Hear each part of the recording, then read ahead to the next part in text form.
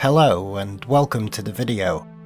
Having recently watched the Series 5 finale of Stranger Things, I just wanted to speak about my overall feelings of what did and didn't work in the finale, the season as a whole, as well as with some of the main characters. So, let's dive right in.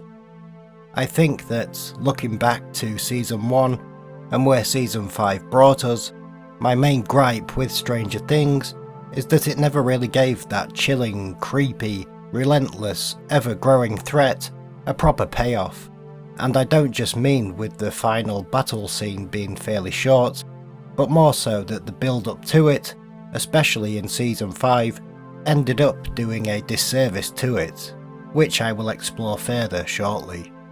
Of course, shows change and evolve as they progress, but Season 5 felt a far cry from being the same show as Season 1. Like, whilst being gripped and immersed in Season 1, by Season 5 I was feeling a little detached. Anyway, so I will talk about the finale and the season as a whole, and may jump back and forth between the two, as these are just some notes that I made, and I want to get this all down while the finale is still relatively fresh in my memory. A lot of the writing / performances in Season 5 felt so cyclic and uninspiring, which is why characters like Murray and even Derek really stood out, and were often a breath of fresh air, even if it was just from moments of comedy, and I was grateful that they brought a smile or laugh now and then, as most of the time, my face was pretty much unchanged through the season. The main characters just weren't doing or making me believe enough in what they were saying for me to really feel or fear for them. I mean, plot armor at this point was at a critical high for everyone, so there was a part of me that thought that they would have to say goodbye to at least a couple of characters in the finale. But, as I watched the episode, even the cut to black when Steve started to fall didn't have me in the least bit worried. He was of course saved at the last moment, which in itself is a technique used all the time in movies and TV, but in Season 5, the stakes just never really felt high. There was always that feeling that something or someone would arrive just in time. And to be honest, one of these moments could have been used to great impact by actually having a character die when every fibre of our being is telling us that they'll be saved. It would elevate the level of threat significantly and suddenly put your favourite characters in real, unpredictable danger. The horror aspect of the show also took a big nosedive the longer it went on, though with a resurgence in Season 4 that I think worked well, where we saw just enough of Vecna for him to remain scary and imposing. But now, by Season 5, his frequent appearances, lines, and abilities that seem to change, coming and going when and if it suits the survival of one of our main cast members, took all of that away from him. Though, in contrast, one scene I think really worked well in the finale was the threat Vecna has on the mind, put to great use when he makes Hopper believe that he's shot and killed 11. These kind of moments worked the best, I think, where he placed fear and confusion, played with minds and memories, and displayed his power that way, his ability to affect them, to tear them apart, to weaken and fragment them. Speaking about specific characters for a moment, there were also some heart-to-heart scenes that I think either went on for too long or seemed out of place, considering the threat that they all faced. Like, I get if things are going to go south, there are things that you want to say to those close to you, and there were some of these scenes that were necessary and were actual highlights of the episode, like Hopper and 11, who have some great emotional heart-to-hearts, though there must have been like 4 or 5 of them sprinkled through the episode, which seemed to break up the main conversation they perhaps should have been having throughout the season into smaller chunks and kind of weaved them into the plot as their own little individual moments. This was, I think, due to leaving too much to be done and wrapped up in the final episode, which again feels kind of crazy that the last episode should have to deal with so many offshoots, while still trying to focus on the main goal, when the earlier episodes of the season were often dragging or at times completely non-eventful. The heart-to-hearts between the two of them, I think, had to lead to one of them dying to make the weight of those conversations worthwhile, and so I was glad that the show went through with that. Sort of, in a way, if you choose to believe that option. I actually thought Hopper was going to be the one to go.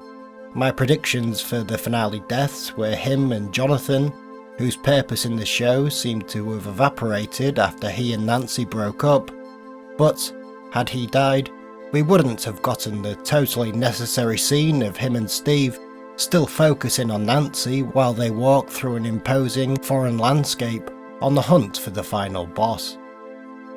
Speaking of which, and I won't linger on this one too long, as I know this has been brought up many times, but the fact that they were able to just stroll up to Vecna like family visiting at Christmas seemed pretty absurd. That there were no minions in their way, no guardian demodogs or bats or, well, anything. Again, I think this is a casualty of having too much to do and too much ground to cover, in a finale episode that, when not taking into account the epilogue, was pretty much a standard episode length. One thing I found completely redundant, and maybe I just understood this incorrectly, but the whole thing about Henry being scared of going into the cave built up as this huge mystery and in turn gave our characters plausible sanctuary, but this kind of fell flat on its face with me when we finally see why he's so scared. A moment from his past that terrifies him, yet when Will is trying to sweet talk him, Henry's like, "I wanted this." Making what has been keeping him out of that cave not that scary in hindsight. It just didn't seem to make a lot of sense to me, but again, that one could just be me. Anyway, let's get on to the final battle, as short as it was. I mean, I have to say, the mindflayer did look pretty damn cool, which was another inconsistency with the season as a whole, the visual effects, where the mindflayer can look so impressive, and yet a simple green screen background effect when Steve and Jonathan were climbing the radio tower in episode 1 was done so poorly. It completely broke my immersion and left me wondering if that was a scene rushed and shot towards the end of production. Such was the seemingly lazy work on those simple effects. But yeah, the mindflayer looked cool, though was soon relegated to a fragile beast whilst being vulnerable to a group of high schoolers. And again, where were all of its minions, its guardians? But anyway, with zero losses of our main crew once again, Vecna, along with the mindflayer, is defeated, and Joyce is finally given something to do.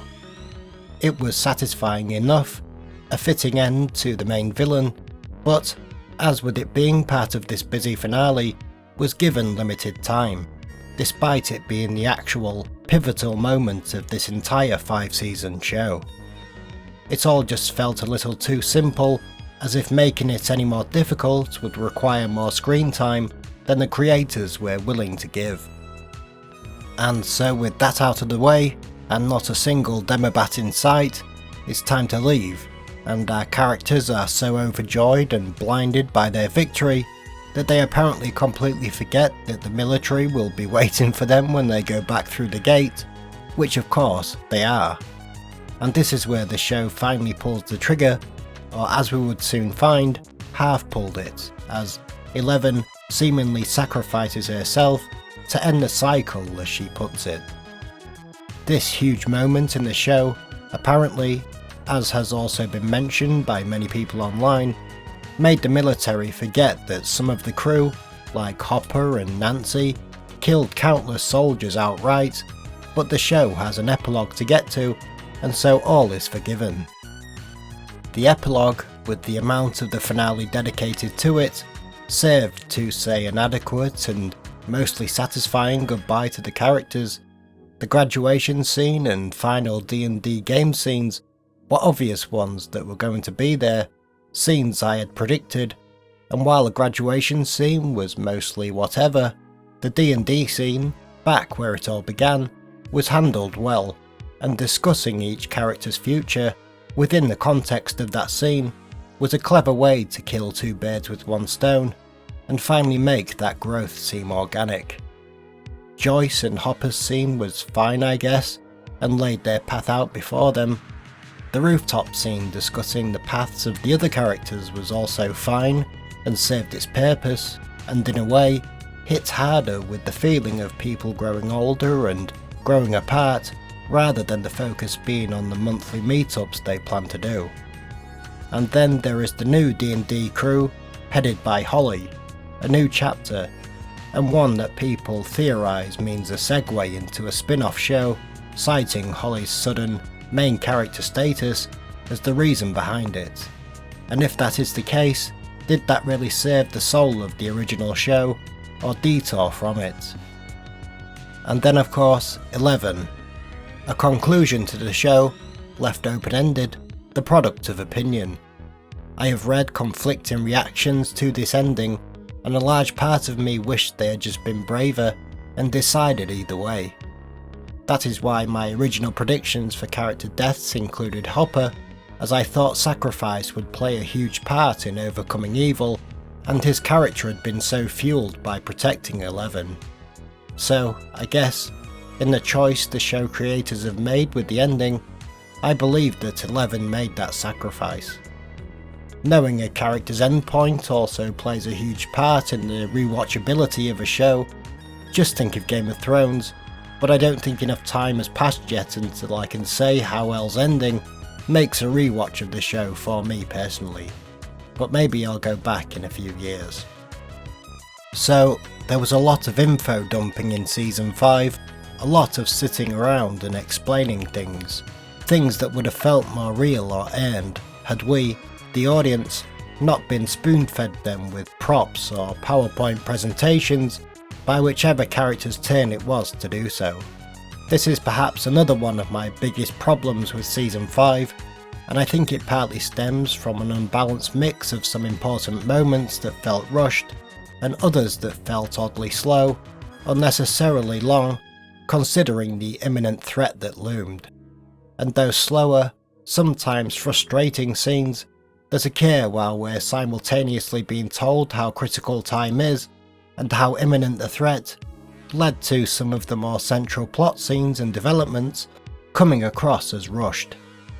And the plans that are hatched to combat Vecna, more often than not, created by a character fortunately stumbling upon something or having a random eureka moment, are laid out to us, again, often with the use of props. These moments don't feel earned, they come across as rolls of the dice that almost always seem, at least to some extent, to be successful. That is, until the next problem presents itself and the process is repeated once more. So it felt repetitive in that sense, like no matter how large or intricate an issue is, someone or something at the daily board meeting will possess a cheat code. And so these lengthy exposition scenes eat away at the runtime and leave us with, for example, a pretty short battle with the final boss, considering the years of build-up we've had. This speaks to the pacing of the season in general, which was very up and down, with earlier episodes seeming quite thin in substance compared to the finale, which had a lot of heavy lifting to do, and included various payoffs, leaving limited time for each, with its extended epilogue taking up such a large chunk. The sudden inclusion of Holly as a main character certainly seemed an odd choice with an already large cast present, though again I have to say, I think Nell Fisher's performance was actually one of the best of the season, and in hindsight, I think her integration into the plot did lead down some interesting paths, though it did of course make the pool of characters even larger, and hence each of their screen time shorter. And with the introduction of the Abyss, and these new and side characters in the mix, and plans being put into action that don't feel like they stem from any real anchor, are things we just go along with, sometimes on a hunch, it all began to feel a little distant, detached. There were of course certain scenes that blew up on social media, with Will's coming out moment being the obvious one, and also Nancy and Jonathan's breakup scene, which had to be clarified as a breakup scene in an online post by the show's creators, and is a prime example of where the writing in this season fell flat and was even confusing at times. I do feel there was a big downgrade in writing in season 5, and at times some of the characters just felt off, akin to an author trying to force long-standing characters in their novel to fit a different, new ending that they weren't intended for. Like, you can get them there, to the destination, but some of the choices and reasoning required to might turn out clunky, especially if your characters are already set in stone, as those of TV shows are. That's not to say that the endpoint wasn't already planned for Stranger Things, but season 5 just felt a lot like flying by the seat of their pants at times. I mean, of course, characters adapt and change, that's what makes them so interesting, but it was more than that. With season 5, there were moments of characters either saying or doing something that felt like they were almost uncanny valley versions of themselves. I think Steve took a huge regression and wasn't patched up as a character again until the season's end. Eleven just felt flat and uninspiring. Joyce was basically non-existent until going axe happy in the finale. Jonathan existed pretty much solely for the love triangle, and after his and Nancy's breakup, I was sure he was going to die in the finale, as he had no other purpose really in the show. Like, even his relationship to Joyce was barely a thing, with their screen time together limited. And the rest of the gang just felt like they were going through the motions, being guided by a hand-holding script that led them to sometimes saying things or arriving at certain places or situations that didn't feel completely natural. Whether it was the actors being older after such a long gap between seasons that left their characters feeling like distant relations rather than friends to us who we've shared 4 seasons with, or maybe it was just the writing itself, or a mix of both, it just stood out as a much different show than the one we loved back when it began. I'm also not crazy about the route they took with Nancy, who used to be a character I loved, especially in her detective mode phase. As was said about the character of Arwen from Lord of the Rings, when it was planned to add her character to the Battle of Helm's Deep in the Two Towers movie, as Liv Tyler said about her, you don't need to put a sword into her hand to make her strong. I am glad they patched up the relationship between Steve and Dustin, and the simple road trip shot of them in the epilogue was a perfect payoff to their friendship. While it was cool to see Max stumble into Holly and for them to team up, the back and forth to the cave and blind searches started giving me slight fatigue, until a cave just seemed to serve as a handy reset point for writers. Had the cave's importance and terror-inducing effects on Henry been handled in a more satisfying way, then things might have felt different looking back. As for the main core crew, I just wasn't that invested or excited by their interactions. Again, it all just felt a little formulaic, like just hitting the marks between point A and point B. I know that Noah Schnapp has gotten some criticism for his acting by some online, but overall I don't think there were any truly terrible performances, just okay, safe, kind of by the numbers ones instead, which again I think is largely the result of the writing. It is a shame, and I know the last season has been compared a lot to Game of Thrones, and while I don't think it was on that level of bad, it certainly didn't feel like a final season that paid off the themes, mood, and promises of earlier seasons.